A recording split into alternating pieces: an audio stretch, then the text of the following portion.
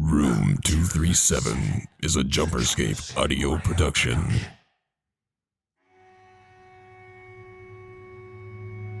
Ah, stranger, we've missed you. Join us in Room 237.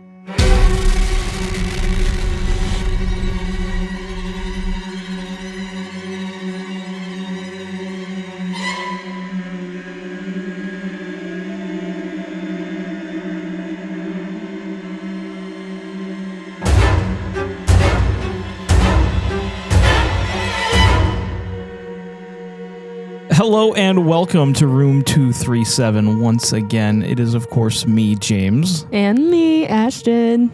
And today is a very, very spooky day. Hell yeah. I don't know, what are we talking about? Evil Dead Rise. 2023. Not 2018? No, because I can't read, apparently. 2023, directed by Lee Cronin. So, we didn't know what we were doing this week. And honestly, this is probably one of the happiest accidents ever, because this is one of those movies that I'd been meaning to see, but just never did, because I was really excited for another Evil Dead movie. It's not like the franchise of like my heart and soul. It's not quite up there, but they're always really fun. And this movie is very interesting in that I think it's probably the best one. Sorry. Are you okay? You guys heard that? I leaned over away from the mic to burp, but we ate sushi earlier and I could smell the burp sushi, so I was trying to wave the smell away from my face and I punched the microphone. Sushi burp. What was I even talking about? The movie. The movie, yeah. Why you wanted to watch it. Because it is honestly probably the best Evil Dead movie. I know I'm making a proclamation before we even give our scores or final thoughts, but wow.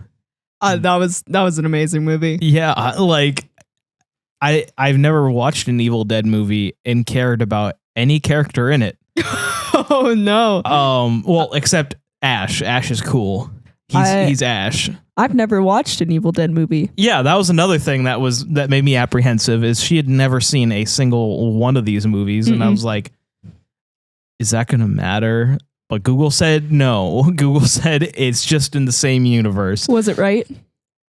I mean, yeah. I mean, there was plenty of like cool little references and fun little Easter eggs, and also like the rules of how the Evil Dead, if you want to call them that, work.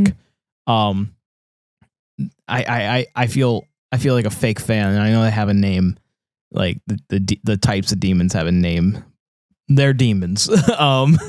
But it is very it's honestly, it's hard to watch, not just because it's gross, but just because I actually really cared about this family. Right. And like the thing about it is like you feel like you can't peel your eyes from the screen until you have to peel your eyes from the screen and shield yourself. Cheese grater. Oh no. Well, this movie opens up at Camp Crystal Lake. At least it looked like it. And I think it's just it's a really nice little cold open. Honestly, I see the purpose it serves, but it is a little bit random. Where you see these three lukewarm friends at a lake. So it's this girl's boyfriend, that girl's friend, and the girl in question is not anywhere to be seen at the moment. She has apparently a pretty bad hangover, and right there I'm like, oh, she possessed. Yeah, that was a pretty good. This is where I had the quote of the century of, oh God, is she demonically depressed? Completely on accident. New catchphrase, guys. Yes. Demonically depressed. I think we should have a t-shirt that says demonically depressed. I would wear that. I think that'd be amazing. That'd be amazing merch. I'm gonna start saying this in everyday life too. We'll have to talk to the people. Okay. We're probably not ready for merchandise yet, unless the people want it. All right, guys. So take to the Discord and let us know. Let us know if you want a shirt that says demonically depressed. I feel like with the group we've got going so far, they would buy that shirt and they would wear that shirt in public. I would wear that shirt in public. Yeah, exactly. Then people be like, "Well, what's that shirt?" And I'd be like, "Have you I have a podcast." That's the funny thing. Whenever I tell people about having a podcast, it's not like I have a podcast. It's always like I have a podcast. It's pretty cool. You can check it out if you want. I feel like I'm better at it. You were definitely better at it. I was like, hey, so we were at a concert this weekend and I told him to make friends and he did. I literally went to go to the bathroom and I came back and he made friends and I was very impressed. And I go, you guys like horror movies? Guess what we've got? A podcast. The podcast for you. One of them said, my wife is going to love this. And shared the word. That guy's wife, if you're listening, cool. I definitely got his name at some point, but I was drunk. So if you're listening because your husband went to an Avenged Sevenfold concert, and met people and then sent you this podcast, it's you. We're talking about you. And we had a great time with him. He was awesome. Yeah, it was very fun. But the movie. Yeah, the movie. So you were saying that the reference in the opening was Camp Crystal Lake. That's what you were saying? Oh no, the reference in the beginning, because the title sequence is a drone shot going through the woods at like Mach 5. Mm-hmm. And that's a overt, and you see that happen later in the movie more. That's from the original Evil Dead. That's like the demon POV, you know? Oh, that makes sense. I was I was like, what do you mean it's a reference? It's a drone shot. I don't know what you mean. It's just a drone shot through the woods. That low to the ground. Obviously, back then it wasn't a drone shot. It was just a camera being held by a guy but running through the now woods. That I'm thinking about it, the demon POV, that makes sense. Because it's not the first. It's not the last time you see it in the movie. No. Now I get it. Now I've got it. Okay. But the movie kind of starts off with a bang. This movie never stops, honestly. It does not. But it starts off and you see that she is not demonically depressed. She is demonically possessed. And she just, casually rips her friend's scalp off. Well, okay, wait, before we get Did I get ahead of myself? You got ahead of yourself a little bit, but that's okay. Sometimes you got to do that because these run a little long. Okay, well, I had something I want to talk about. This is what happens when I take notes and you don't. I didn't take notes this time. I did. Okay, well then you host. Go ahead. All right, fine. So, whatever, they're checking on the girl who's definitely demonically possessed, and her friend is sitting in a chair reading, and this is why I wanted to bring it up. She's reading Wuthering Heights. Classic Bella Swan move. If you know what I'm talking about, that's a Twilight reference. Thank you. And she's looking at the book and she's reading the passage, and then suddenly she hears the passage and she's like, what the fuck? And she looks up and her friend is sitting up with her back facing her, and she's just out loud saying the passage that this girl is reading from the book. Super creepy. I loved it. That would freak me out as a book reader. I hear books in my head, but how it took her a second to realize that she was hearing the words that she was reading out loud. It would take me a second. And I felt seen. I felt seen. But yeah. Did you feel seen in what happened after that? Well, so yeah, but after that, the friend immediately flops over and is very obviously, it looked like she had an overdose because her lips were blue. And like, I don't know if that's just how the dead people look in this, but like her lips were That's blue. how they look in this, pretty much. Yeah. And dead. plus like the possessing, Evil Dead. The possession throw up stuff looked like, it literally looked like this girl OD'd, so maybe there's a metaphor there. I guess. The 2013 remake actually did a drug addiction thing.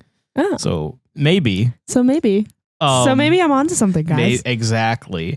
But and I'm not sure if this takes place in the same universe as the remake or the originals, actually. Because both were done by Sam Raimi. So, honestly, I'm not sure. That makes sense with all the eyeballs. Yeah, there's a bit of an eyeball thing going on. This was not done by Sam Raimi. I'm sure he probably produced it. I didn't actually check, but it at least had some kind of involvement. But we're going to look right now. It definitely has the same levels of violence and like the appearance of the Evil Dead. They look like the remake version of those Sam beings. Sam Raimi is executive producer on this movie. Okay, so bro got money to help, basically. Well, gave money to the movie. Yeah, I mean, well, just because it's inspired by him, by his stuff. Of course you're gonna, if you're making a movie that's inspired by a movie made by Sam Raimi. It's more than inspired. It's a sequel, technically. Is an offshoot, a sequel, whatever. You're gonna have eyeball shots. Yes, you gotta have eyeball shots. I'm sure you love them. Someone literally took an eyeball shot in this movie. I'm sorry, it just made me think. I was like, whoa, what if I took a shot and it had an eyeball in it? That'd be a great Halloween drink. And then I was like, oh, never mind. But anyway, so then the possessed lady rips off her friend's scalp and goes back out to the dock to go see her boyfriend, and very casually drops the scalp on the deck. It was a very casual scalp drop. It's very darkly comedic. Yes. This movie is really funny, actually. You know, it is. I mean, it's in line with the series. They're either overtly comedic or they're just darkly comedic. This does it so perfect. It's like it's a very thin line for that kind of like comedy, and it like just perfectly slices that line. It's just amazing. But yeah, so then she grabs his drone, which is what gave us the drone shot in the beginning. It was literally a drone shot. It was quite literally. And she cuts up his face with it. Yeah, she just turns that bitch on and starts flaying his face, and he falls into the water, and it's great. Yeah. So now into the real plot of the movie. Yeah, because this does come up again, but it's weird in that I feel like they didn't really need the beginning bit. I think they wanted. I liked it, but they did tie in the cold open at the end. I think really what they wanted was a cold open, and there was no way to do that with like their storylines. They just put one somewhere, and that's why like it makes sense as a story device. Mm-hmm. But yeah, we get into the actual plot of the movie. We see her name's Beth peeing on a stick in the bathroom at a rock concert. Yeah, it turns out she works for the band. Yeah, she's a guitar tech. Yeah. But she's peeing on a stick, and then she looks at it all mystified. So you know what that means. Pregnant. I was gonna say, I don't know. I was trying to think of a joke, a little subversion of expectations, but it wouldn't come out. Yeah, I was trying to think of like an M-Preg joke, like William Afton baby or something. Like, I don't know. Jeez. We're not going to bring this back to Five Nights at Freddy's. Everything comes back to Five Nights at Freddy's. I watched a Matt Pat video about that. Cool. Very nice. That was a mic drop moment, guys. Well, anyway, We're having a great time here. the movie. Yeah. So then we jump to her sister's family, and her sister's name is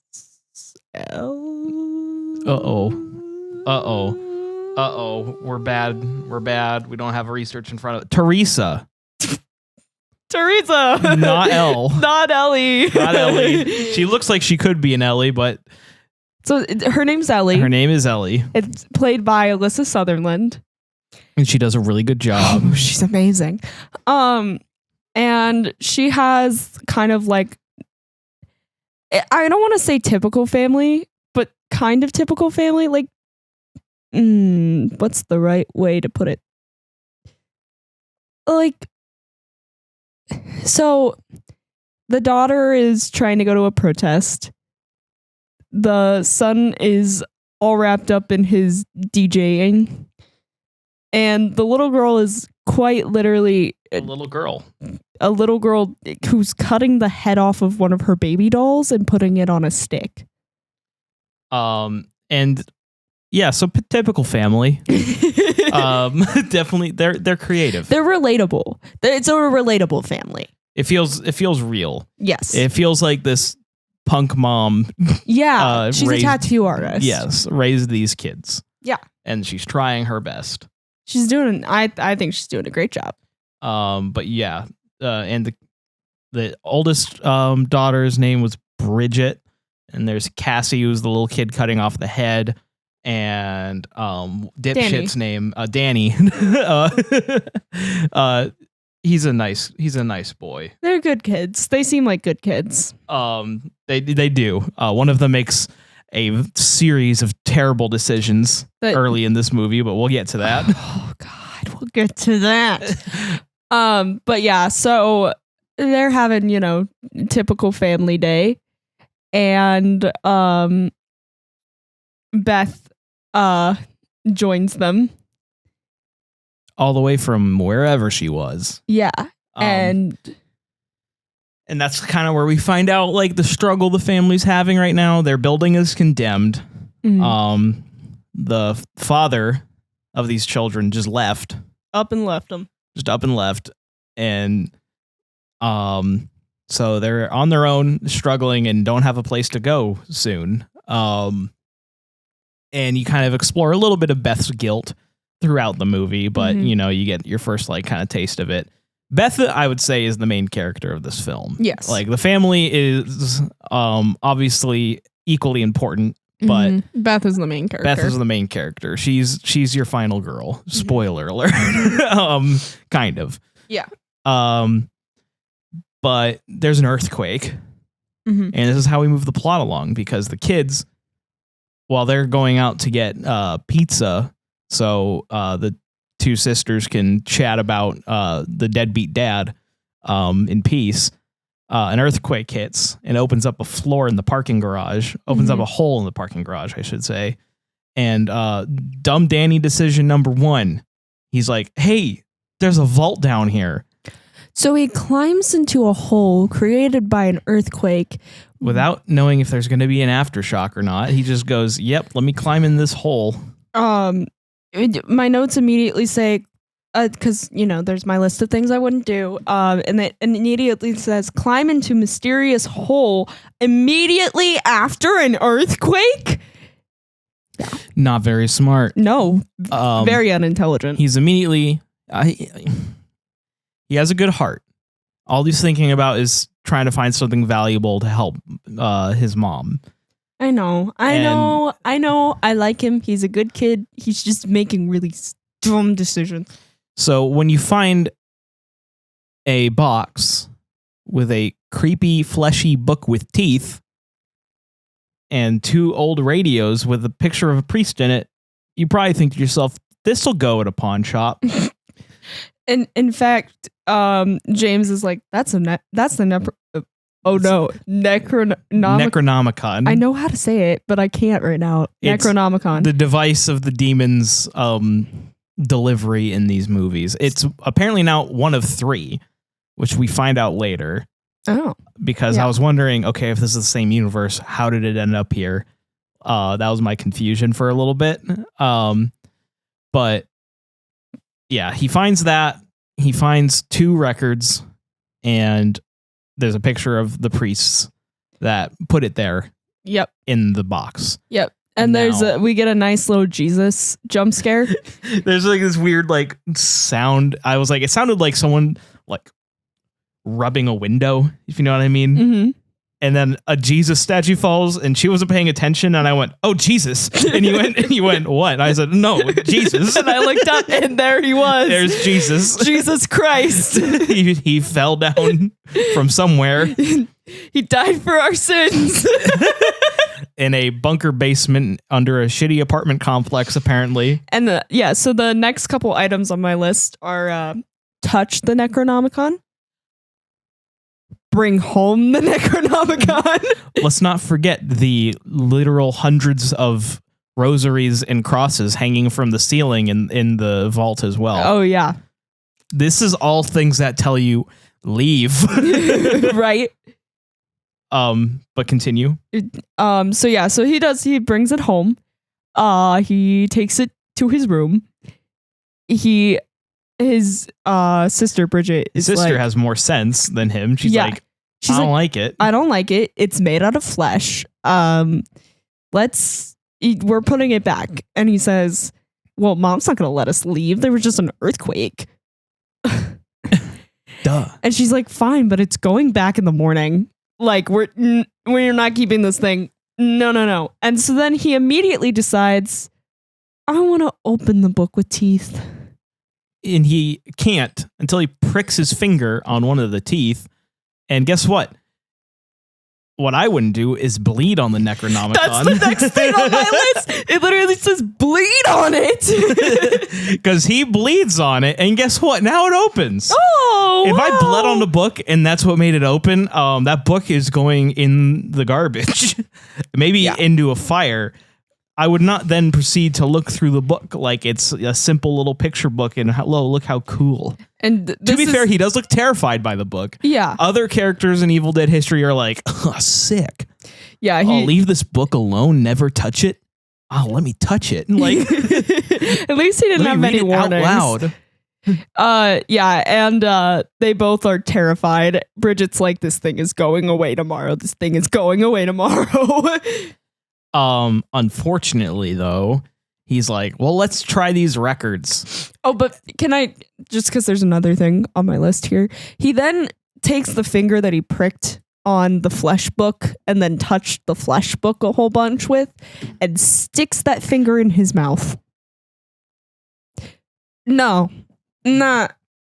First of all, I don't think that's not even about demons. That's just unsanitary. That's just bad. Beyond unsanitary. That's terrible. Why would you take the hand that you had on a book made of flesh and then put it in your mouth? You be this kid, apparently. I guess so, in Danny. In the span of 10 minutes, just makes the worst calls. Like, literally, if he was rolling a D20, he's rolling a 3 every time. Yeah. It's like, throw the book away. 2, the DM, you bleed on the book and then open it. But he's like, yeah, let me give these records a spin. And it starts out all like, and you're like, oh, those aren't good sounds, but really it's just slow. And because he's a DJ, he's on it. He's speeding up the record. And this is Mr. Exposition, otherwise known as Priest number 1. He had a name, I forgot. Don't even bother. She was gonna go look it up. Like, he's the only priest that matters. The other ones only had names, so you know there was more than one of them. He's Mr. Exposition. He's explaining. You hear him first on the first disc, disc, vinyl, whatever, record. That you hear him presenting it to like the church and saying, I found this artifact. I believe it to be the Book of the Dead. And then everyone's like, throw it away. Get out of here. This is a house like, of it's just God. made of flesh. I will translate it. And they're like, no, don't. Resounding no. And then the second disc is where you find out he did not listen. He's like, oh, efforts to translate are beginning now as I will read the first passage. And he's like, I will read the first passage aloud right now. And I'm like, great. Fantastic. As he starts reading, of course, now the needle on the vinyl won't move. It's shocking him when he tries to move it. He can't slow it down. He can't turn it off. It's just reading out loud. The book is going nutty bananas. Congrats. You just conjured a demon, little boy. Oh my God. And now it has gone into your mother. I'm getting a little ahead of myself. Are you okay? Sushi burp. Okay, another sushi burp. And this is when we get our sick little drone shot demon flying around. Poor mom. I don't know what she was doing. She's doing laundry. She went to the basement to do laundry. I saw boots in her laundry. That's why I got confused. She's washing her boots, I guess. She's washing her boots. And the demon, runs into her in the elevator at Mach 10. And this is where we get probably the most tasteful version of the possession in these movies. It was so cool. So you haven't seen the other movies, so you don't know about the trees. Yeah, don't tell me. I won't. We'll get there eventually. Maybe we'll get there. I just don't like making promises, but we'll probably cover Evil Dead at some point. Well, now I want to. But yeah, so first she's like kind of interacting with it in this elevator, and it's like screaming at her. She just goes, "Shut up!" And it does. For a second. I was like, hell yeah, tell it, girl. And then a bitch slapped her. Yeah. And then it was all downhill from here because long story short, she gets tied up by wires that were hanging loose from the elevator. It was so cool. It was really cool. And that's the tradition, is it's always someone getting like bound. Ooh. And the first movie takes it a little too far. Oh. Yeah. It's a tree in the first movie. We don't have to talk about it. Okay, we don't have to talk about it. If you know, you know. But and then the ride begins, honestly, because from here on out, it's like, I don't want to say blistering pace. The movie's paced very well. Very well. But from here on out, there's not much brevity. There's not much time to breathe. There's still like an hour and a half of this movie, and it's all suffering.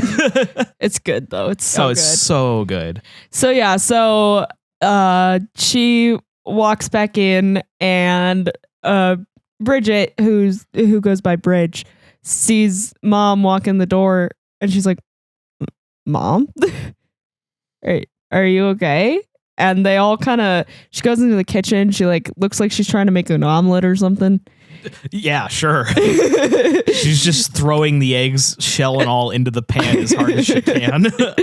And she's saying some weird little like nursery rhyme that suddenly turns into a memory where she's like, "That was such a nice day. I wanted to like," she says like slight. She's like, "You don't know how long I've wanted to cut you all open and stuff you and stuff. Wait, cut myself open and stuff you all inside of me," or something like that. So we can all be a happy family. And everyone goes, "Huh?" Mom, are you okay? And she's not okay. No, she's not, because they all kind of slowly back out of the kitchen, and she like crawls through the doorway and looks to her sister and says, "Don't let it take my babies," and then immediately pukes white goo all over the floor and collapses. Ambiguous white goop. It may look like something.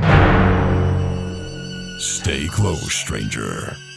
The room awaits you after these messages.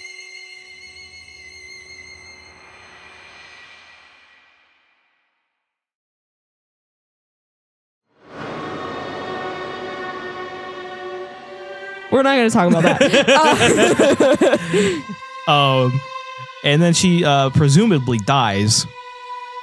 She's not dead. Well, she is dead. She's dead. But she's now just evil dead. Yeah. The Rising. Yes.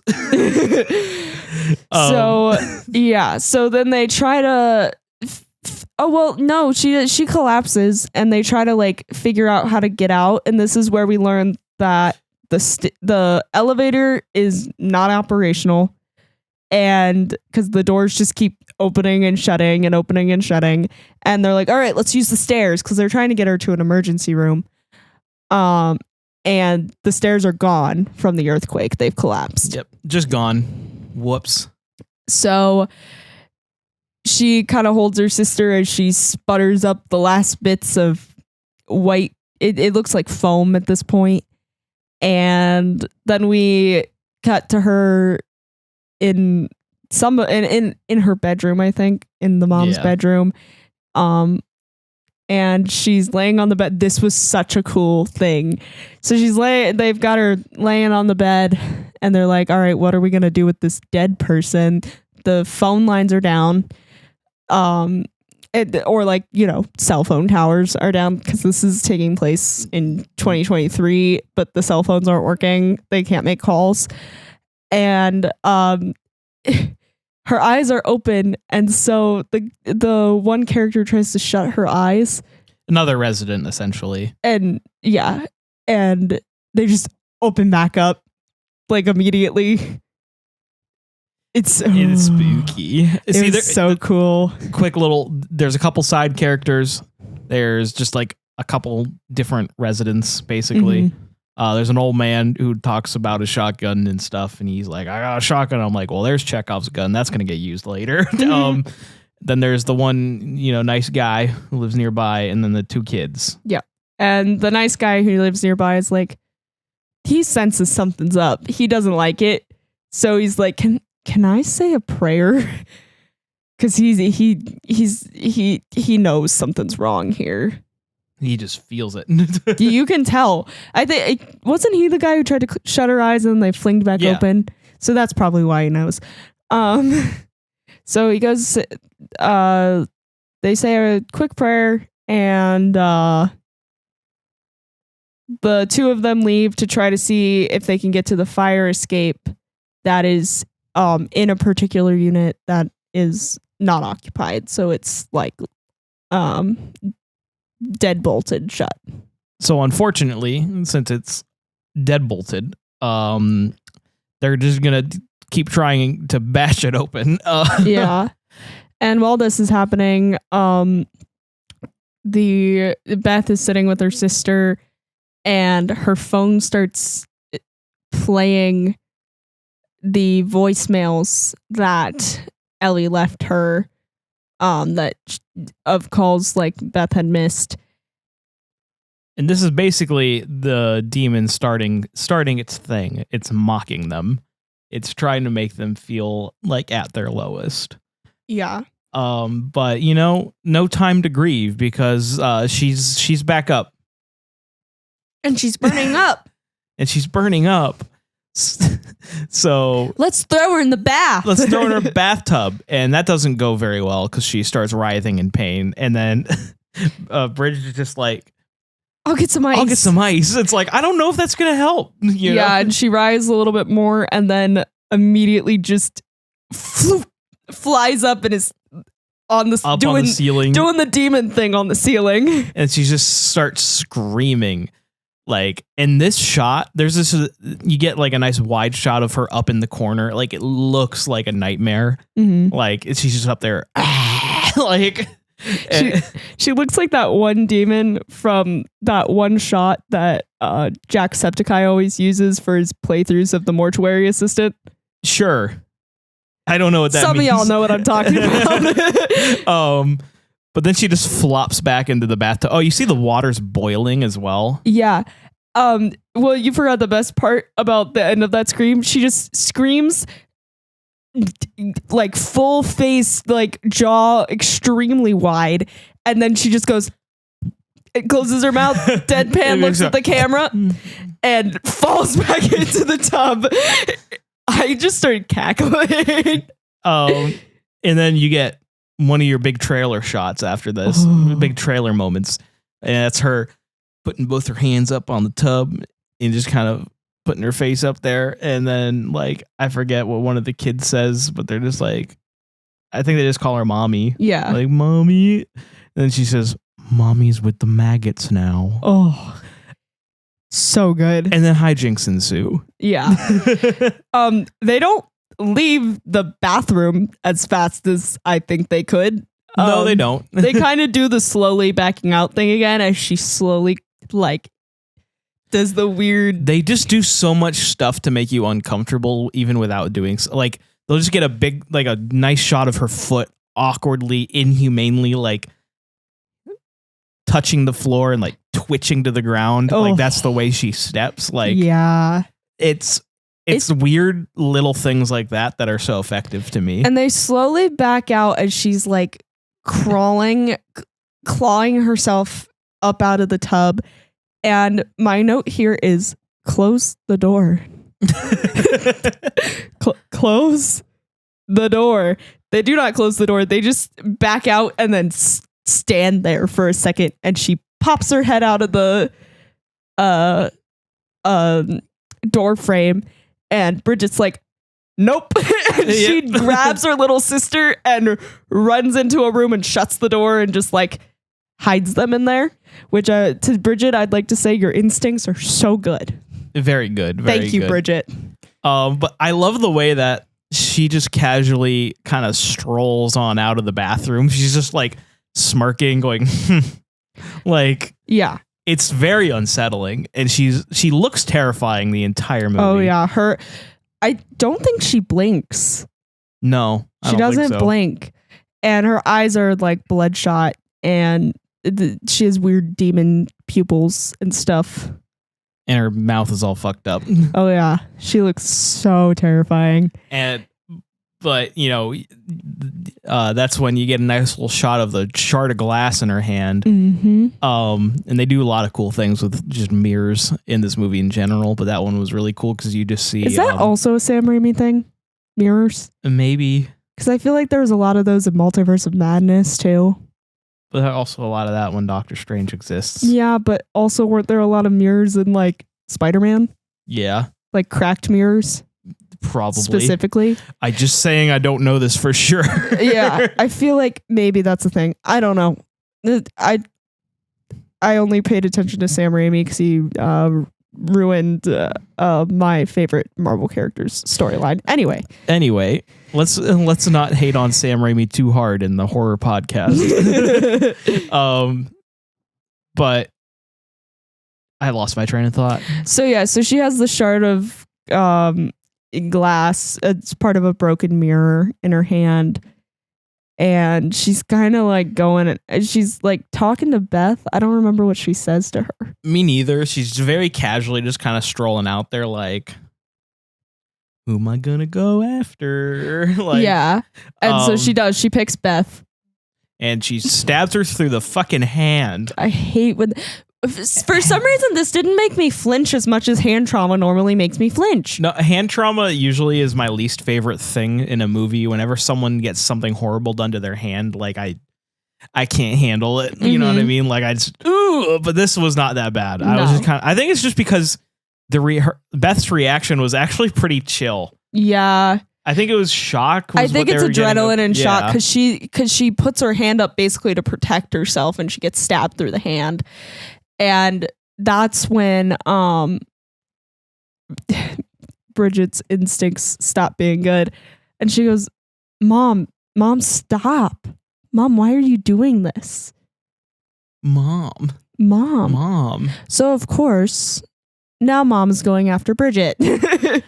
And she, oh boy, she tackles her and grabs a corkscrew. And also, I'm wondering why no one is really jumping to help that like fast enough. I understand it's fear. I think they're just not sure what is going on. Yeah. And it's not a corkscrew. She grabs her tattoo gun. There's a tattoo gun? Yeah. She grabs her tattoo gun and I thought it was like an electric corkscrew. Into her face. Yeah, she sticks it into her own face. Yes. And then sticks it into Bridget's face. And she's like, oh, you got a boo-boo. Yeah. I'll kiss it and make it better. And then we see the fucking nastiest tongue just protrude out of her mouth. Yeah. And, you know, then someone helps her. And you're like, oh, thank God they saved her. But I know the rules of this movie. And you kind of hinted to the rules of this movie. So I said, that's why I go, uh-oh. Oh, no, blood. Oh, no. Oh, no. So I guess I'll go ahead and explain. In the Evil Dead movies, it's not just a demonic possession movie. It's a demonic possession mixed with basically a zombie movie. So the possession is spread. It's a little unclear, but most consistently, it's basically whenever you get bodily harm from the demon and their blood mixes with your blood. So yeah, they finally pull the two of them apart, and Mom stands in the shadowed kitchen doorway and sticks her hand out and goes, eeny, meeny, miny. The pause was great. The whole thing was, the shot's great too. Because you can just see her vague silhouette like in the shadow and just her hand coming out and doing the pointing. Like it sends shivers down your spine. It's amazing. This whole movie, I feel like we're just kind of gushing, but that's okay. But it was so good. Like it's just, wow. It's just so fast. It's very fast paced. So I'm like, it's hard not to get a little ahead because I'm like, oh wait, did this happen? Did this happen? I know even if I had tried to take notes this time, I don't know if they would have been as in order as I even would have liked them to. But yeah, it's hard. I knew this was going to be a hard one to try to figure out like how to talk about it. Just because it all kind of jumbled in my brain like immediately after the movie. Honestly, I feel like what we're doing right now is fine, and that's just going from one cool / spooky moment to the next cool / spooky moment. Yeah. But she picks Beth. Yes. If I recall. Yeah, I think. And then the guys who were trying to get the fire escape, the guy who said the prayer comes in and he goes, Ellie? And she's after him. The thing is, what's wild is she's clearly playing a lot of games with the family. She was not playing games with the other tenants. No, they're not as fun. They're not as fun. She immediately bites his eye out. Oh.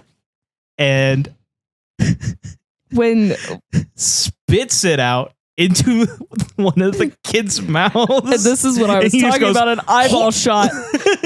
I had to look away there because I was like, this is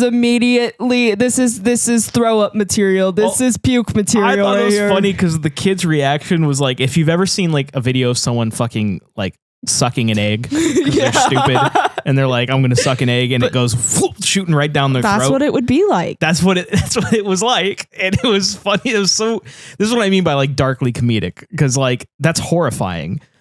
But God, that was funny to me. It was just the gagging and stuff with then I could feel like a lump forming in my throat, and I was like, I'm gonna puke. I gotta look away. That's it for me. I have the worst gag reflex in the world, guys. But they managed to close the door, which, wow. I never thought they would be able to close a door in this movie. Yeah, for real. And I you think get this awesome little, sorry. I think Beth's like instincts kick on here. Yeah. Because before this, the demon in Ellie is like messing with them, so she's taking a slow pace of like trying to hurt them, but also like then playing little games with their mind. This is the first time she is seeing Ellie get just like demonically violent, and she witnessed the murder actually happen at this point. Yeah. So she runs up and slams the door. Mm-hmm.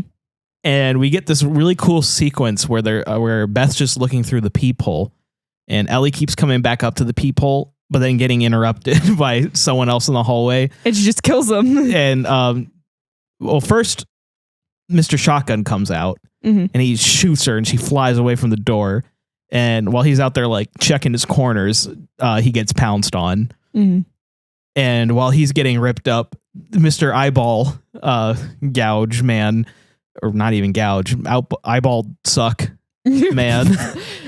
His eyeball is no longer in it's his no head. longer there. It's still alive, and he comes up. He's like, "Let me in, please." Yeah. And unfortunately, yeah, that ain't happening. He gets tackled, and then this one's a little tough. But there was two kids. The one we saw get the eyeball in the mouth was like a teenager, probably. Mm-hmm. The other kid was much younger. Mm-hmm. You see him run away from her, and she chases after him. You don't see anything at first. Mm-hmm. You just kind of hear the struggle, and I'm like, oh, they're gonna tastefully do it off screen. But then you just see his armless corpse get fucking launched into the wall. Yep. And I'm like, holy shit. Yeah. Like, and then she comes right back to the door and just stares in there. Yep. Occasionally just kind of giggling, like, yeah, like, let me in. And they're very smart. They deadbolt the door, they put the lock up, and they put a desk in front of the door. Now, to be honest, though, I feel like she could have gotten through the door. I think she probably could have. But I think it's a game. I think it's a game. And she knows. She knows what we're going to talk about next. Yeah. And like I explained with the rules earlier, we cut to Bridget in the kitchen, and she ain't looking so good. Yeah, she's looking at her the scar. I don't know what she did before this moment, by the way, but the note I have here is hell yeah, Bridge. It must have been, she must have done something badass when she was trying to get her mom off of her or something. Something like that, probably. But yeah, so that's why I tried to stop writing notes that were just hell yeah, because I find myself looking at it and being like, I don't know what I was talking It's only about. important for this instance because of my next note. So she's looking in the mirror, and the cut's got like black veins coming from it, and it's kind of goozing like a black ooze. And then her nose starts oozing black ooze, and she is like coughing. So she tries to drink water or like kind of like swish her mouth out, I think. Yeah. Oh, it starts coming out of her eyes too. Yeah. Basically every orifice. Yeah. And then she starts throwing up like maggots or something. Covered in the black goo. Yeah. And this is important. Yeah. And my note here is, hell no, Bridge. But yeah, she's definitely getting a little and this bit. is where I question some of Beth's methods in the middle part of this movie. She should be keeping everybody together this whole time, or else she would have at least seen this coming. Yeah, but right now, before this, Bridget blames her brother. Yes. She says that you did this to mom because of the Necronomicon and everything. And so Danny and Beth are in Danny's room, and Beth is like, show me all the things. And she pulls out the vinyls, and she like hot wires his record player to play them, and she sticks headphones on so it's not like playing out, and she is trying to figure out what to do, and it sounds like nothing works to end it. It sounds like you really can't do anything.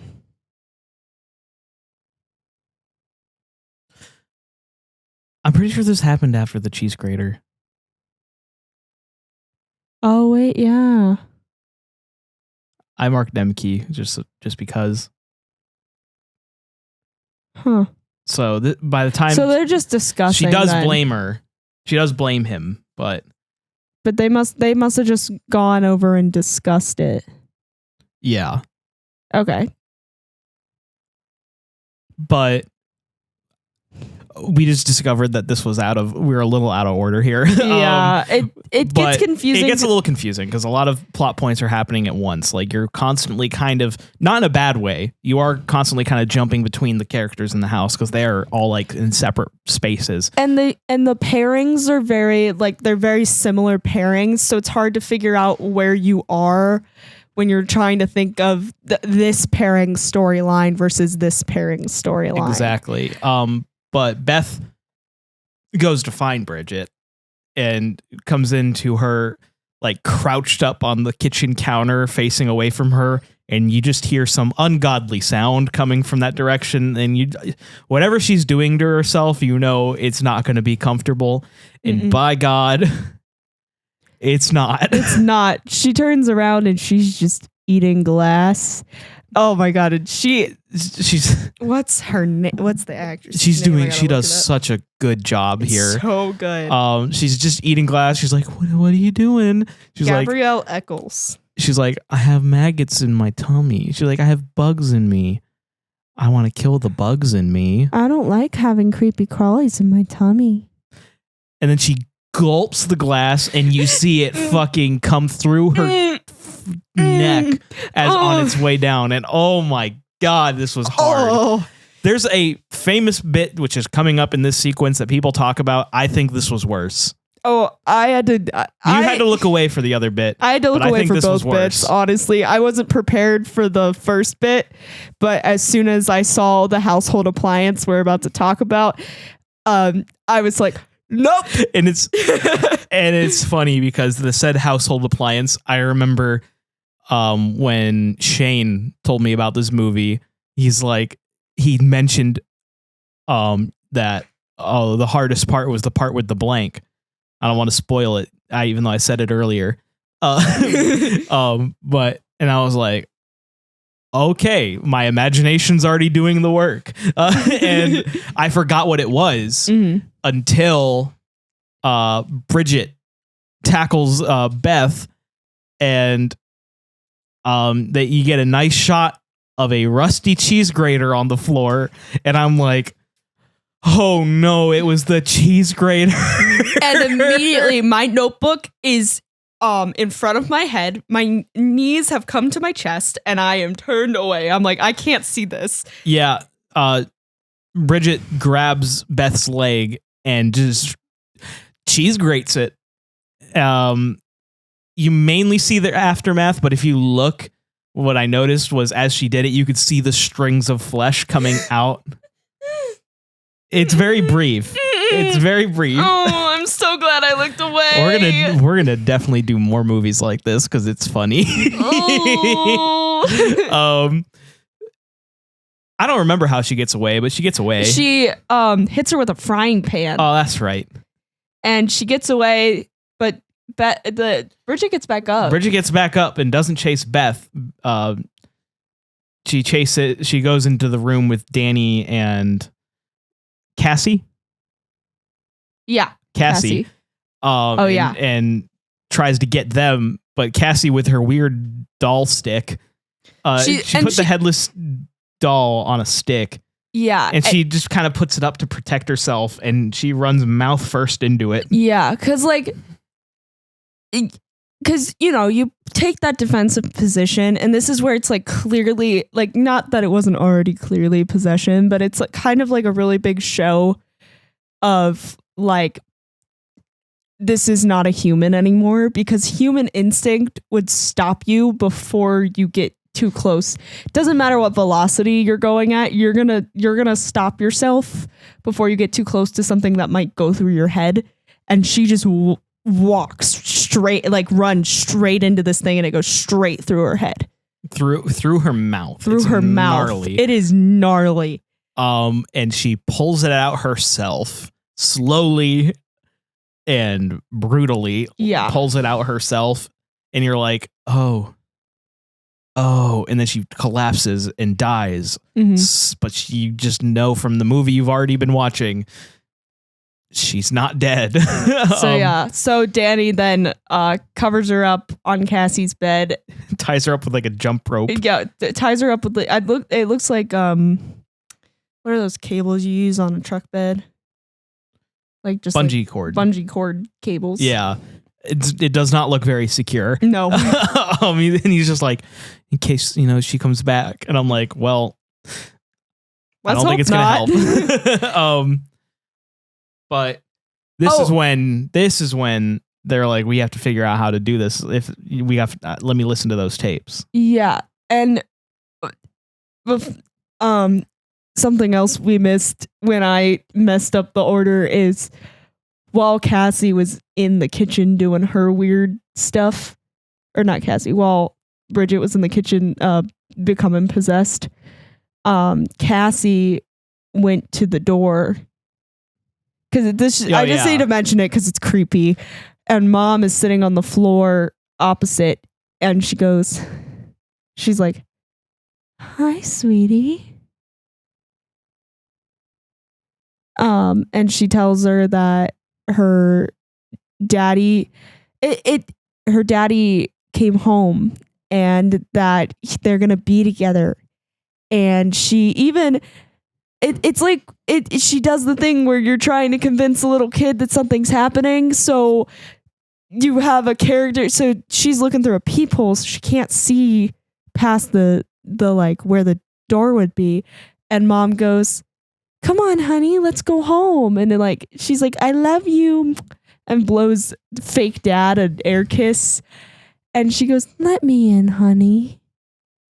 Let me in." And Cassie opens the door. Which is a callback to the passage of the book being read at the beginning of the movie. Yes. Yeah. And girl opens the door and immediately is getting strangled. Yep. It's like literally door open, strangled. Like there's no breathing room. And that's pun intended. That's when they notice that Bridget is missing. Because Bridget was with Cassie. Yeah, that's when all that goes down. See, see why we're getting so lost in this plot, but it's easy to follow when you're watching. It's harder to recount. Exactly, especially since it's just really fast paced. Yeah. But yes, that was a really cool scene. But basically, yeah. So Mom's still outside, and she gets an idea. Because earlier there was a cat stuck in the vent, and the cat in the vent's like, "Meow!" Like, and she looks up, and I go, I don't even say anything out loud. I just start writing a note, and James looks over my shoulder, and it just says, "She's venting." Sus. I was so worried she was going to kill the cat. I was worried like she was going to kill the cat up there, and thank God the cat lives on in the vents of this apartment complex. I guess so, yeah. But so we get kind of a simultaneous they're here basically because we're getting the extra exposition. We find out in the rest of the tape that the priest tried everything.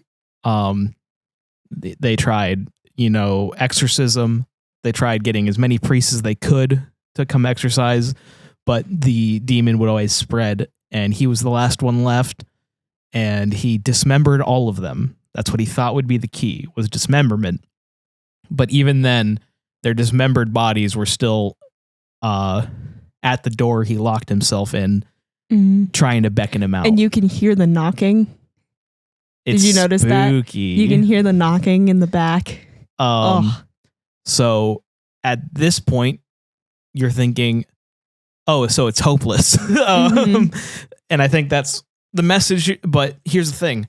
There's always a step further than dismemberment, which we're not there yet. We're not there yet. But So there's always hope. he's explaining that it's hopeless and that everything's lost and the evil's always going to spread. And while that's happening, you just see in the background Ellie crawling out of the vent and like demonly being in the corner. Oh, Standing there. And meanwhile, well, no. it keeps First, cutting she's back not standing to- there. First, she's just like stuck up in the corner, like Yep. every single possessed demon person you've ever seen. Stay close, stranger. The room awaits you after these messages.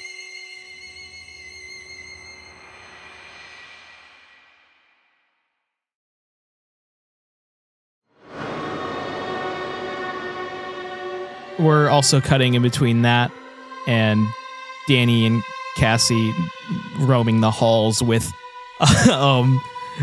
Bridget still with sheet overhead, floating like behind them. That was the cool detail for me, is she was floating, she wasn't walking. And so simultaneously, they get attacked. Beth looks up into the window and she sees the reflection of Ellie Just behind her, hanging out. Yeah. And Danny turns around and sees floating Bridget, who immediately flies after him. And he stabs her. Danny stabs her, but unfortunately, that was pretty much just helping her out. Yeah. Because that blood is now on that knife. And she just pulls it out and stabs him in the arm, pinning him to the fucking kitchen counter. And just vomits blood all over him. It is brutal and just really sad. That's the thing. Every time one of these characters gets taken, not the side characters, I didn't really care, but the family, as they fall, every time I'm like, damn. Sad. Yeah. What an L. You know? What an L. But he defiantly gets the upper hand and puts her down one more time. She's not going to stay down. He lights her on fire, actually, which was pretty sick. Yeah. But he's done for. Yeah. He's done for, unfortunately. And we get this real heartbreaking moment where he falls right by the table that Cassie was hiding under, and he apologizes to her. And I'm like, oh, damn. Like, as he's dying. Oh, it hurts. And, you know, now the family is almost all together. Unfortunately. And by the time he falls, Beth and Ellie come out of his room, and Ellie's like tackling Beth, I think. Something like that. Yeah. And action sequence. Yeah. And she's like, I'm going to take your soul. And she kind of like sniffs down her body and then notices here's a second heartbeat. It just goes 2 souls, Mm-hmm. which, ooh. Ugh. Ooh. Ugh. And what was the fucking line? Something about you and your bastard baby in hell. Yeah, she says, I think she says you're going to rot with Ellie. You and your bastard baby are going to rot with Ellie in hell. Damn, that's rude. It was intense, man. But I think this is when Beth turns on the badass mode, because she gets the upper hand. She stabs her in the nose with scissors. Oh, yes. One half of the scissors goes up her nose, the other half doesn't. Yeah. Oh. And I'm sad that they didn't do what I thought they were going to do. I thought to get them out, she was going to just snip. Oh. But she didn't do that, unfortunately. That's a little bit later because this kind of stuns Ellie for a second. Yeah, I was just saying, I wish they did that. Yeah. But it's funny. Ellie is just kind of stuck in that position with the nose, like the scissors in her nose. She doesn't like flop over or anything. She's just kind of static. Yeah, I think it's more like she wants them to get the chance to run away. This demon loves the chase. Loves the chase. I don't think it's like this actually is a way to stop them for a second. It's more of like, well, you think you got me, huh? Exactly. But she gets to the hallway and they're trying to do the fire escape thing. Yeah. And it's not working. So she grabs the shotgun. And shotgun guy opens his eyes and goes, "That's my shotgun." Like, that's my shotgun. That's my shotgun, you bitch. It's great. But she blows off Ellie's leg. Yeah. And, you know, I find that whole, and then she shoots her in the stomach, and then the kids come out. So, yeah, and Ellie falls on the ground, and the kids come out, and they start wailing.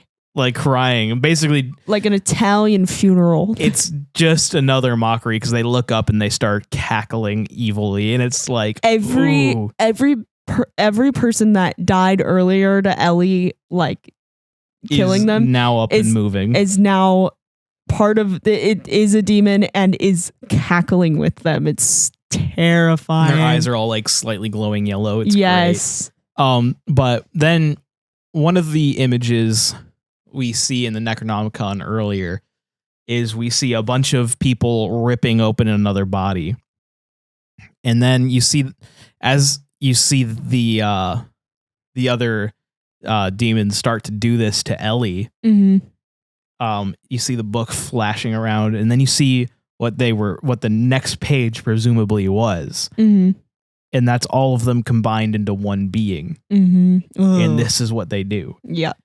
But while they're, busy achieving their final form, Beth and Cassie get to the elevator, and they make it work. It fills with blood. Yeah. So what?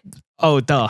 Cassie figures out is that when Ellie was trying to get out of the elevator earlier, she stuck her keys in the in between the doors to try to like jam it open. And the keys just dropped there. So the reason the elevator doors this whole time have just been opening, closing, is not just some weird demon thingy. It's that the keys are stuck. The keys are in the middle of the doors, so they're just like trying to close and they can't. So Cassie grabs the keys. They figure out how to get the elevator to work. They're trying to get down, and it starts filling with blood. Yep, because the elevator's not working. It starts filling with blood. But thankfully,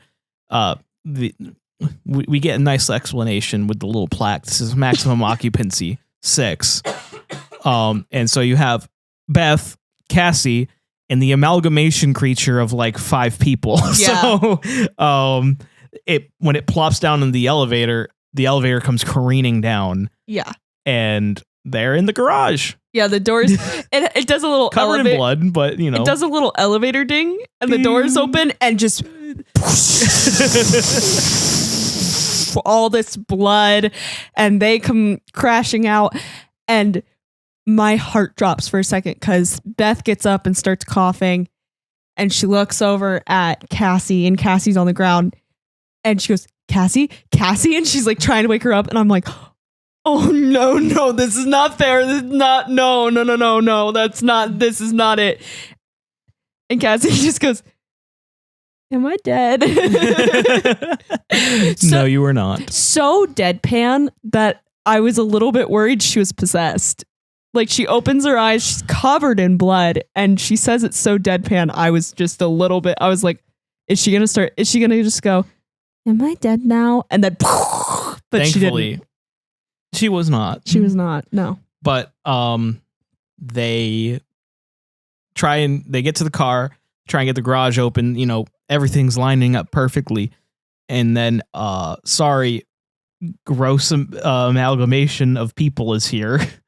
Yeah. And they do this weird, like, ring around the rosy of the car. Like, it did build up tension, but it also was like, how is the demon not finding them? It felt like when I'm playing a video game and I can't figure out how to get to the next thing, so I'm just going around the same bush, hiding from whatever thing. And I just keep like peeking around it and then going back, and Like, then it it follows feels me like- there, and I just keep going around the same thing. It feels like the demon is way less effective in this form. Why did it want to be this? It just does. I guess it just does. It's what it wanted it to be because it was slow as hell. It's scary. It is scary. The point When of you this finally get a thing- good look at it, I was afraid that would ruin it, but nope. Yeah. Nope, it's gross. It's terrifying, and the demon, I think, it definitely does. It gains energy from people being absolutely terrified by it. So because it does start moving a little bit faster later, Yeah. which we see because they got the garage door open and they get around the car and they're starting to run and hide behind another car in the garage, and it looks like the demon found the remote to close the garage door, and they start closing the garage door. So Beth and Cassie are running. They almost clear the garage as it's closing, and the amalgamation demon just grabs Cassie and pulls her back under. And as we get to see from Beth's point of view, just Cassie screaming and just going like just like zoom. Oh, there's her head. No, it's gone. Like, Getting absolutely dragged away. yeah. So it definitely can move fast. It was just messing with them. Now, the finale of this little sequence, I just want to say I called it from just briefly seeing a wood chipper in the garage in the background. Oh yeah. In fact, Cassie gets pulled back under and we see the wood chipper, but not even the wood chipper, the truck that was connected to the wood chipper earlier. Yeah. And I go, I can't see a kid go through a wood chipper. I knew they wouldn't do that. I just feel like that's too much. I was not trusting of this. But really what's in the back of that truck is the chainsaw, and chainsaws are very iconic to this series. Mhm. I know you wouldn't know, but now you do. I guess I do now, yeah. But the amalgamation's going to use the chainsaw on Cassie, and Beth has broken through the garage door, and basically they do a little kind of cat and mouse where they turn on the wood chipper, like the amalgamation, and it's trying to put Beth in it. And then Cassie turns it back off, and then Beth gets away, and it's like just kind of a little like tug of war basically. Yeah. But now guess who's sitting in the wood chipper pit? Mm-hmm. The amalgamation is. And so Beth picks up the wood, not the wood chipper. Wow, she'd be What a strong strong if she could child. do that. Oh, strong lady. I mixed up our names here. You're good. And Beth picks up the chainsaw, and she tries to subtly tell Cassie to turn on the wood chipper, and it doesn't work. So she just turn it on. Yeah. And Cassie turns on the wood chipper, and she comes at them with the chainsaw. Not like the chainsaw is going through the amalgamation, but that's obviously not the point. She's trying to use the chainsaw to push them into the wood chipper. And it very slowly works. Yes. And it is disgustingly beautiful. Oh, It's raining blood in this damp parking garage. it feels like the feeling you get from it is like the feeling I got at the end of Ready or Not, where she's snickering as their heads are blowing up. Yeah, pretty much. That's how this felt. So all that's left is Ellie's head. Ellie's like top half Mhm. at first. And she's just like, she tries the whole bullshit again, like, oh, you really do look like mom. Like, and it's like, you're not my sister. Like, Oh no. So actually what she says, she What does she calls say? her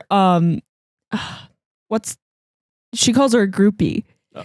Which we had the movie had clarified earlier that lovingly Ellie calls Beth a groupie. She's not a groupie. She's a technician. She's almost lead tech. by the way. And For those of y'all who don't know. yeah. And she says, only my sister gets to call me that.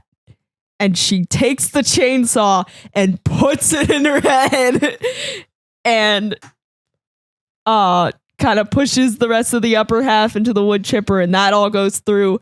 And that's when the head says, Yeah.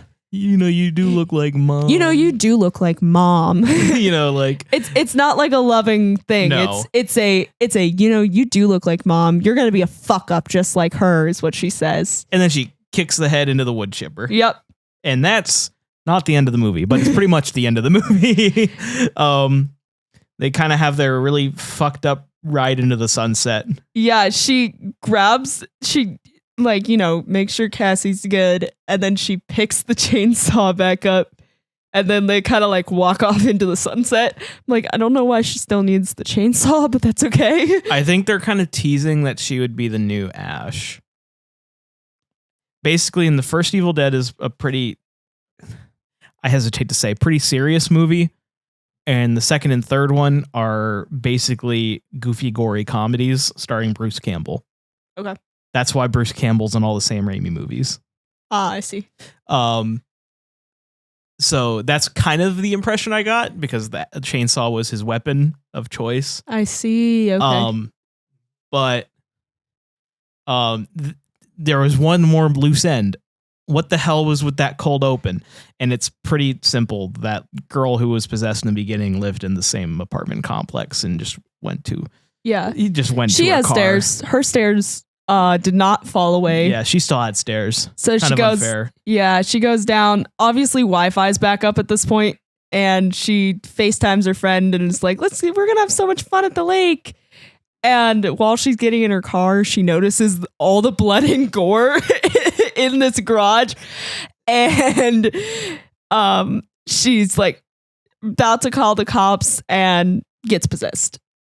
Yep, it's pretty much that simple. Yep. And then the movie's over, and I wanted more. I want more. Yeah, it was so good. It is such a fun movie. It was amazing.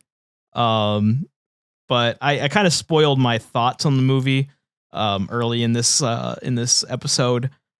But I really do think this is probably the highest quality story, at least in the Evil Dead franchise. Like, it's the only one where I really gave a shit about the characters involved, and honestly, it really does a lot, because when you have a situation like this, as this brutal, it makes it way more effective if you actually don't want anything bad to happen to these people. Yeah, like that. We really glossed over it, but the establishing like couple of scenes with the family in the beginning, you immediately connect really well with the characters. There's they make like a connection too with the kids who also live in the complex, that Bridget had a little crush on one of them, and like you care for these characters, you want the best for them, and it makes it hurt. Yeah. And it makes it hurt. I think doing this with a family was way more effective than doing it with a group of teenagers at a cabin, because that's essentially how you would put Evil Dead and The Evil Dead. Mm-hmm. That's the names of the movies. Gotcha. But Evil Dead 2 and Army of Darkness, which is the third movie, are completely different things that I do not include in this assessment. But I really enjoyed it. Mm-hmm. It was very concise. It was like a thrilling ride all the way through. Mm-hmm. How about you? What are your thoughts? So, we haven't covered a lot of like what is like the title of this like kind of genre. Like, This is not Evil Dead is almost its own thing. but like It's a possession combination movies? of possession and zombie, okay, because it's still an infection. gotcha. Okay, But I don't classify this as your normal everyday type of possession movie, just because of how possession is treated. Yeah. I get you. We haven't covered a lot of like possession movies yet, but like I think I've said already, my favorite horror movie so far has been The Exorcist. Obviously, possession. I think they're the only things that actually like physically kind of scare me. You know what I mean? I get it. Because like I'm sure we're gonna Conjuring- watch some ones that aren't as good. Yeah, at I'm some point because you've seen pretty much the best of the best. Yeah, the first Conjuring movie that scared me, like physically shaking in a ball. I can't wait to watch The Conjuring 2 because I think it's scarier. Yeah. By the way, both of those movies are some of the, I think it was 9 horror movies that got A cinema scores, and that is the only like 2 from the same franchise that have A cinema scores. So, congrats to The Conjuring.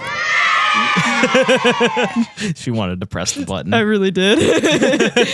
But yeah, I think I found my niche horror genre, and it's definitely possession movies. I think that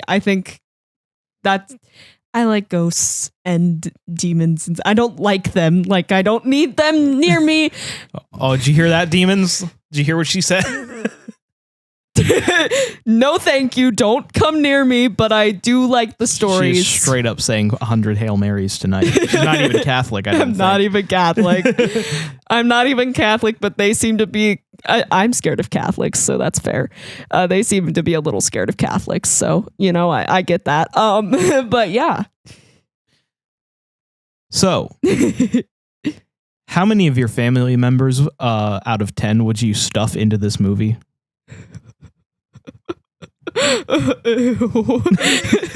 Just like the movie, it's gotta be you. It's gotta be gross. I think I'm gonna give it a 10 out of 10. Ooh, is that our first one? Yeah. That's our first one. 10 out of 10 what? 10 what out of what? Family members stuffed in the movie.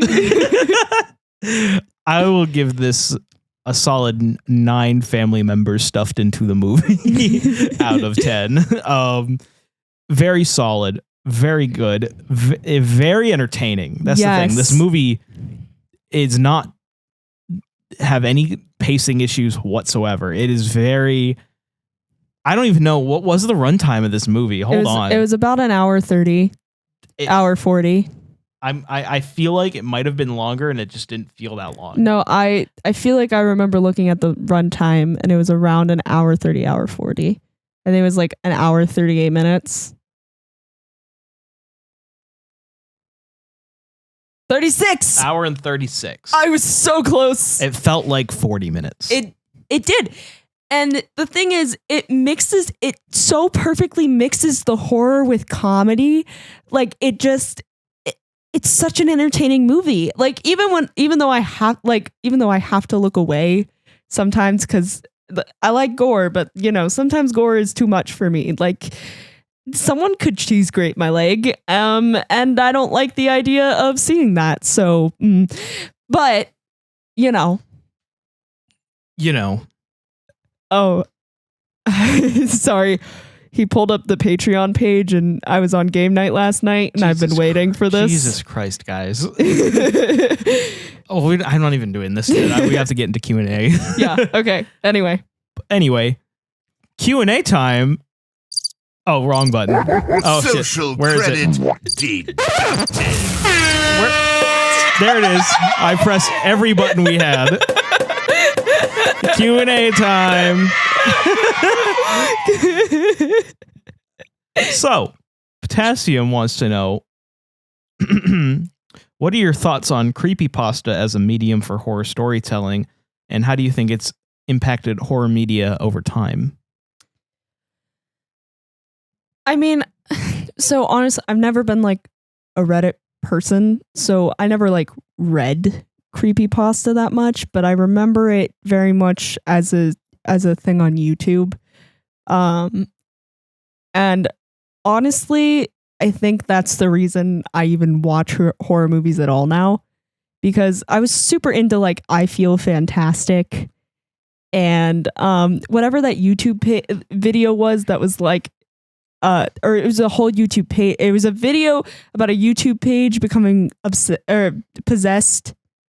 Do you remember that one? Username 666. I think it was that. Yeah, Something like that. Something like that. Yeah, it was that stuff I used to watch as a kid all the time, and like it's stuff like that like I was like, oh, I am interested in this genre. I just have too much anxiety. There's no way I could watch a horror movie and sit there and watch somebody get themselves into these situations.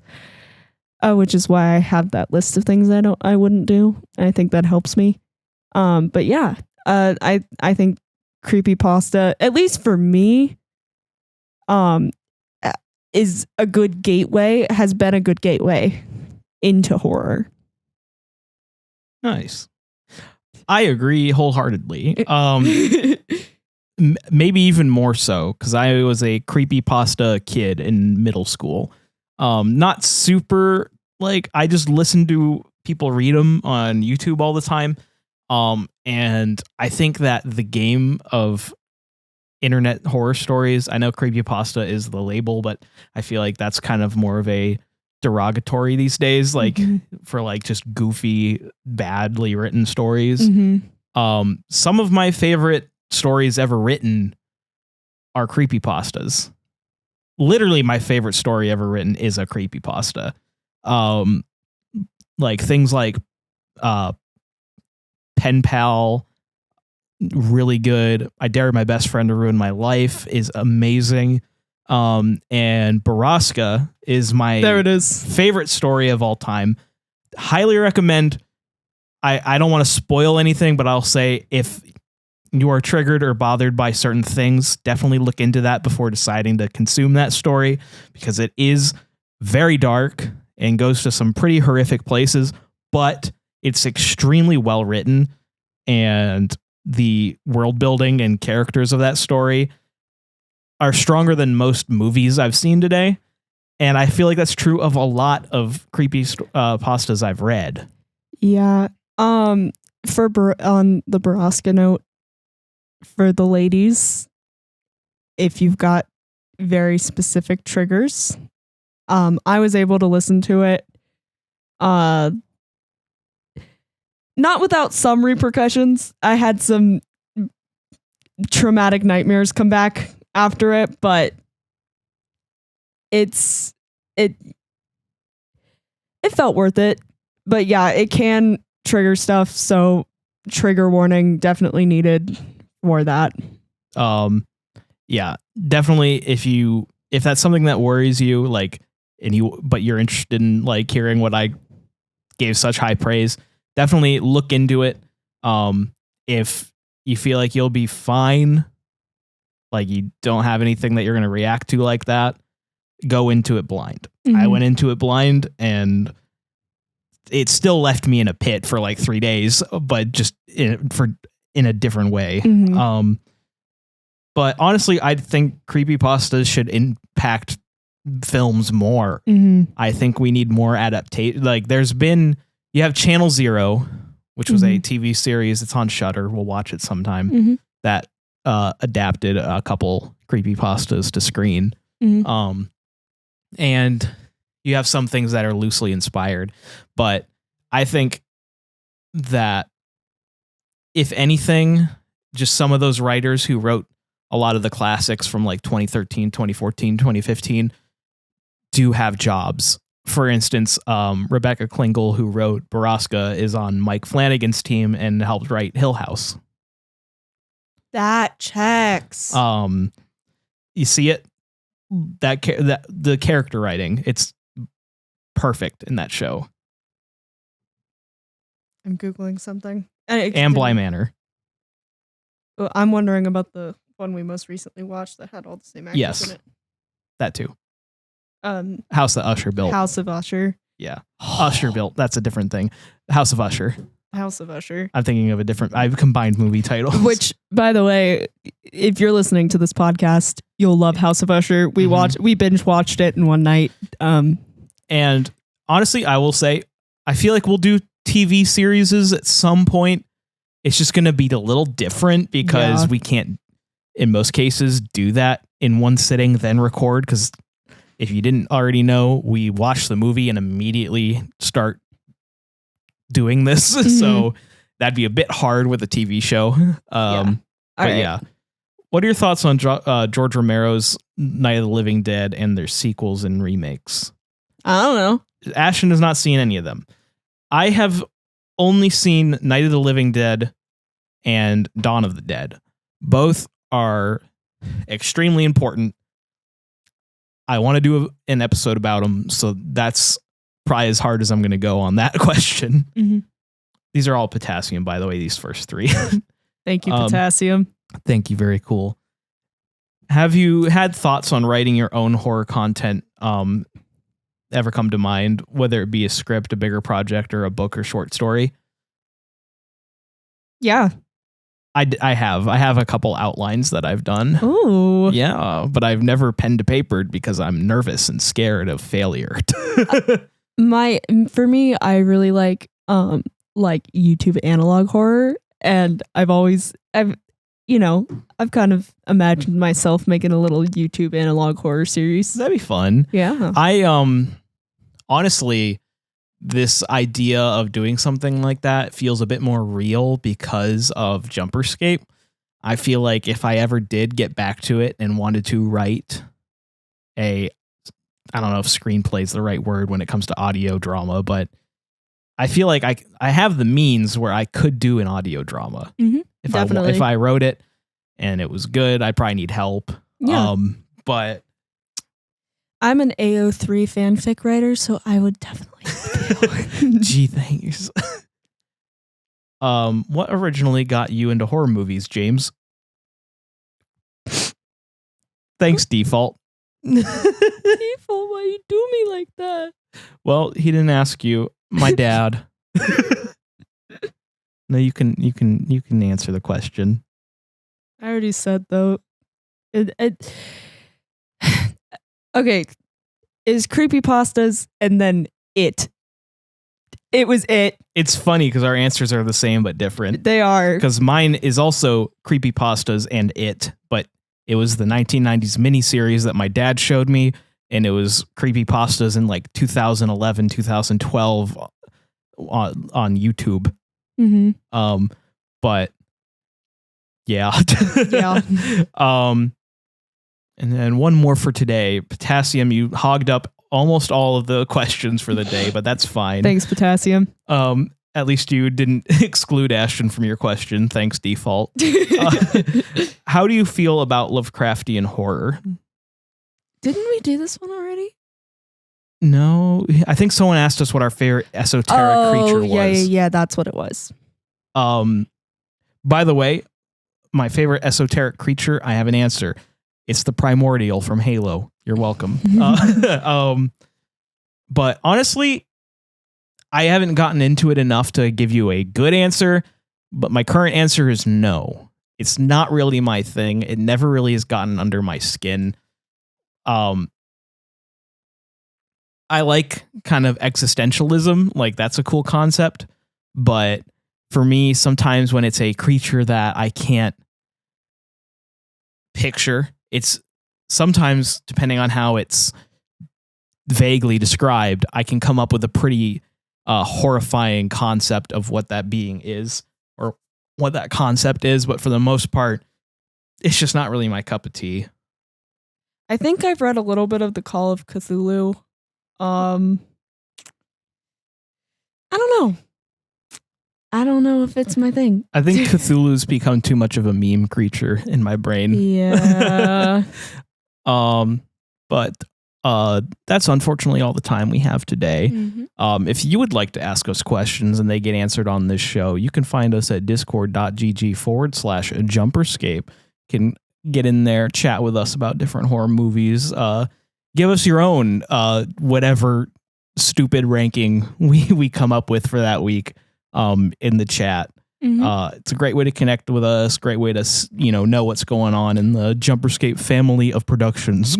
Yeah, and tell us about your favorite creepypastas. I want to know. Yes, I would love to have a conversation about creepypastas. In fact, I'm probably going to instigate one later today. This is happening weeks before you guys are going to be hearing this, but those of you in the Discord, you now have context as to why I decided to bring up creepypastas. You're going to find out weeks later and be like, oh, whoa.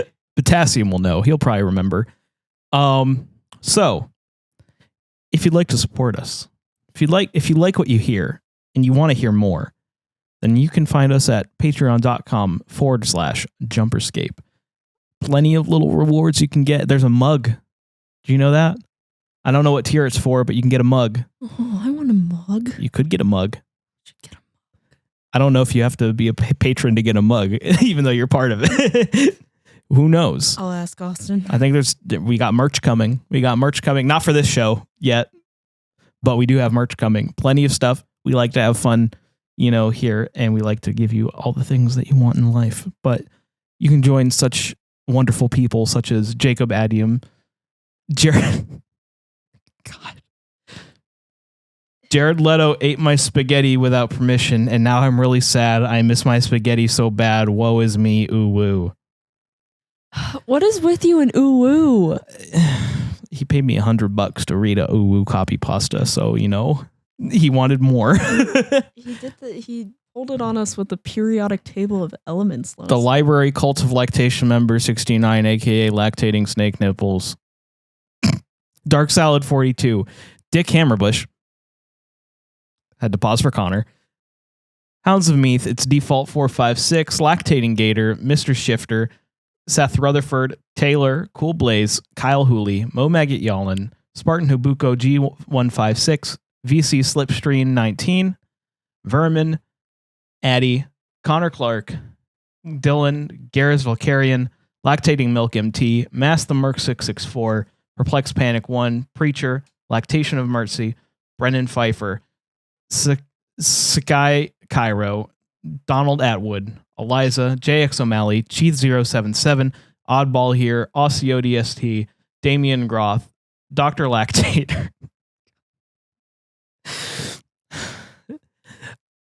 I'm mad. Okay. Drew Ledbetter, Hayden Hamilton, Lactating Sing Helium. Stop, please. Pity 104, Pamphleted Tom Cruise, The Goob, Throne of Lactating Woe, Tyler Neal, Wraith, X3 Chin, It's Carl, Keegan, Richard Mallet Tree, and of course, last but not least, Warm Applesauce, otherwise known as Ungoy Food Nipple. Thank you so much once again for joining us here for Room 237. Please have a safe walk home. Please don't drink and drive, and be safe out there. Thank you for joining us this evening, stranger. If you enjoyed your time with us, please consider supporting us at patreon.com/Jumperscape or join the community at discord.gg/Jumperscape. We thank you for your listenership and hope you enjoyed.